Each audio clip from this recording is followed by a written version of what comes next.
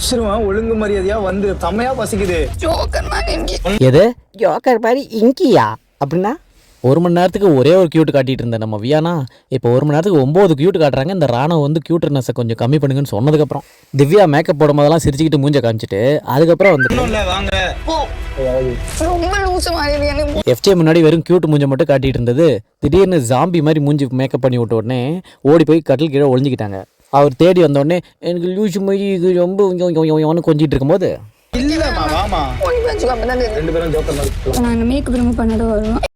மேக்கப்பை மட்டும் இல்லை ஒன்னே பிக் பாஸ்லேருந்து ரிமூவ் பண்ணலான்னு தான் இருக்கிறோம். தாங்க முடியல எங்களால். இதெல்லாம் எப்படி ஆரம்பிச்சதுன்னா திவ்யாவோட கிஸ்ல தான். வாங்க காட்டுறேன். திவ்யாவுக்கு எல்லாரும் காலில் விழுந்து கும்பிட்டு நன்றி சொல்லணும். ஏன்னா அந்த மாதிரி கியூட்னு காட்டிட்டு இருந்த மூஞ்சா இப்படி ஜாம்பி மாதிரி ஆக்கி விட்டு கொஞ்சம் கொடூரம் பண்ணது பார்க்க நல்லா தான் இருக்குது. ஏன் இப்படி சொல்கிறேன்னா விக்ரம் கிட்ட கியூட்ன்ற பேரில் ரொம்ப நேரம் ஒரு கிரிஞ்சு பண்ணிட்டு இருந்ததை பயங்கரமாக கலாச்சி ஒரு ஃபுல் வீடியோவை போட்டிருந்தோம். அதை டிஸ்கிரிப்ஷனில் பாருங்கள், லிங்க் போட்டு விட்றேன். எதுக்கு எனக்கு இந்த மாதிரி டாஸ்க் எல்லாம் கொடுத்து நல்லா டாஸ்க் பண்ணிட்டு இருந்த ஒருத்தவங்கள ஒரு லெட்டர் கொடுத்தாங்க. முடிஞ்சு சோலி. நானும் சென்சிட்டிவ் தான். நானும் ரொம்ப சென்சிட்டிவ் தான். ஸ்டூடெண்ட்ஸ் ஃபன் பண்ணுறதுக்கு ஒரு மீட்டர் இருக்குது, அதை தாண்டி போயிட்டாங்க. இதில் வார்டன் மட்டும் இல்லை நானும் தான் அஃபெக்ட் ஆயிருக்கேன்னு சொல்கிறாங்க. இதை பற்றி ஒரு கண்டென்ட் கிரியேட் பண்ணுறதுக்கு என்னமோ பயங்கரமாக அவங்க போயிட்டு இப்படிலாம் பண்ணிட்டாங்கன்னு நேற்று சண்டை போட்டாங்கல்ல.